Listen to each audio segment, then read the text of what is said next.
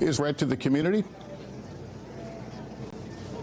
No, I believe that the community is safe, and there certainly are a lot of there's a huge law enforcement presence here in New Orleans.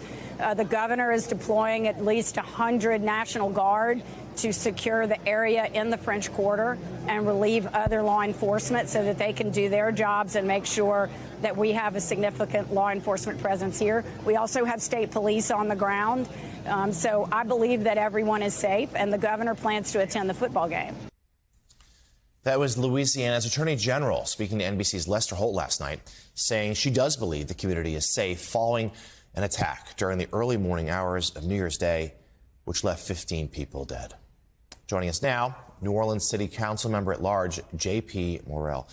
Mr. Councilmember, thank you so much for joining us. Of course, our condolences to you and the community there. Give us an update, if you will, as to how the city is doing. One of the truly iconic American cities, one that was, it moved from celebration to tragedy and mourning in a blink of an eye.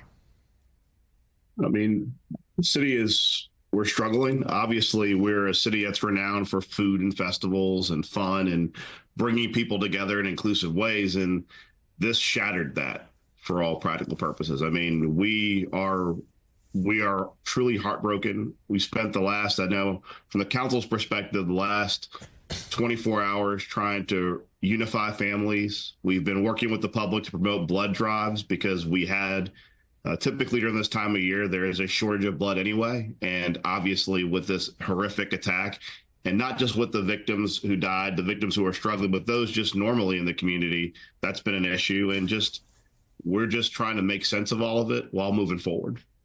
So talk to us a little more, if you will, about the efforts to the families of those that were killed and so many injured, many gravely and still in the hospital. What more is the government able to do there to provide assistance? Well, one of the first things that we did is that after the Boston Marathon terrorist attack, there was a fund set up. We've done that similarly in New Orleans to provide resources to family, not just those family who are here, but there are a lot of people who have family that aren't here. So we're trying to get those family here.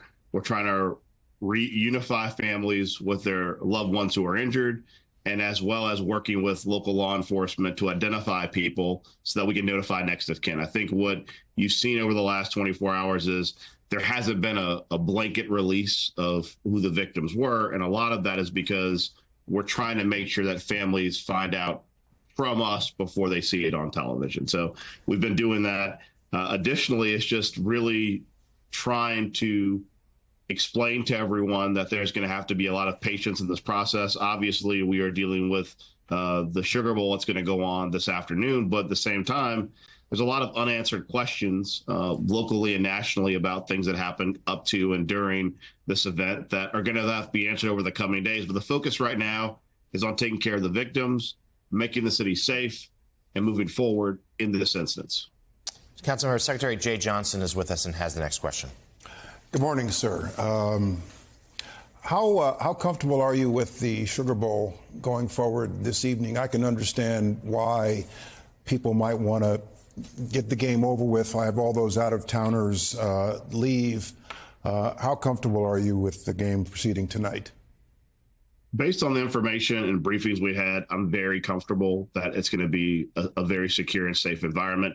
What we've been stressing to people locally as well as our visitors is you need to be prepared and patient with how secure this perimeter is going to be. I mean, basically, if this was an old airport, now you've got TSA. I mean, it's going to be a much more lengthy process. We've got a tremendous law enforcement presence. I feel very comfortable. If we didn't feel comfortable, we wouldn't have allowed the game to go forward. So, I mean, I think we're all in a good place. The challenge really is, how do we find normalcy after this? Because as you know, the city of New Orleans, we have a Super Bowl in a month.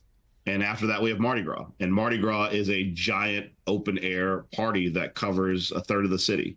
And we're already making accommodations on how this is going to change, how we do Mardi Gras this year and possibly going forward. So we're looking at all these different pieces kind of simultaneously. But as far as the Sugar Bowl this afternoon, I'm very comfortable. Law enforcement from the state, local and federal level, all very comfortable. And the sheer amount of resources available right now dwarfs whatever we had beforehand.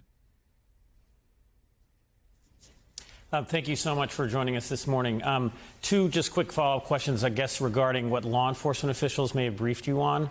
The first thing is, do you have any, guidance you can give us about whether there are accomplices or individuals that are being, law enforcement is looking for in New Orleans who may have played a role in the attack? And then the second question is just you as a city council member, any more details about why that street wasn't blocked off more effectively? I know they were working on repairing the bollard system that didn't work correctly, but just those two things. Anyone being sought and what went wrong here?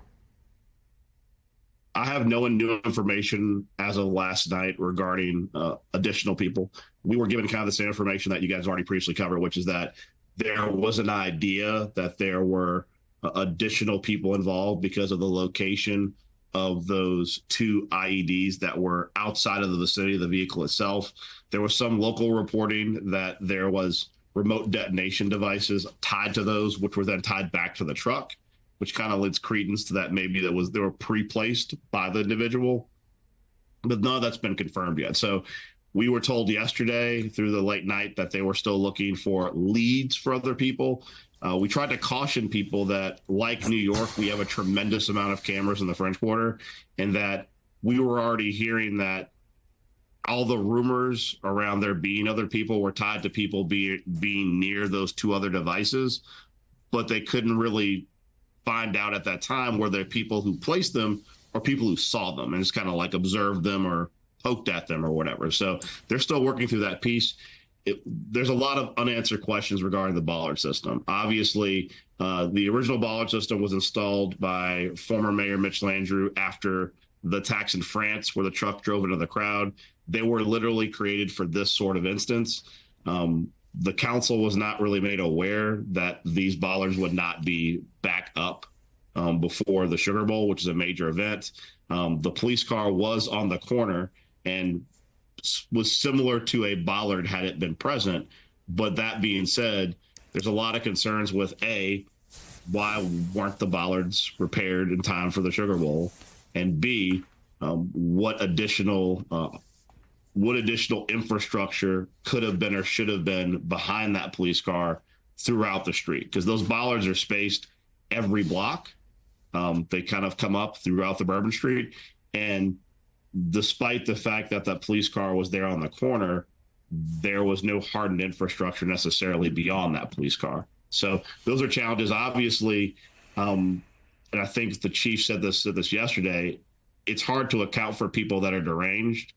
And I think that at the time, the police did not believe that someone would take to the sidewalk. Now, that being said, as one of your guests said earlier, New York accounts for that. And that's something the city should have accounted for. So there's a lot of unanswered questions. We're trying to focus not on the after report at this moment, because we're trying to get past, obviously, the game of the day and to address security issues and infrastructure before the Super Bowl. But those questions will go through a process and they will be answered in a very transparent and public way. Yeah, we'll certainly be following those threads in the days ahead. New Orleans City Council Member at Large, J.P. Morrell, thank you, and our thoughts are with your city. We appreciate you joining us this morning. Thank you.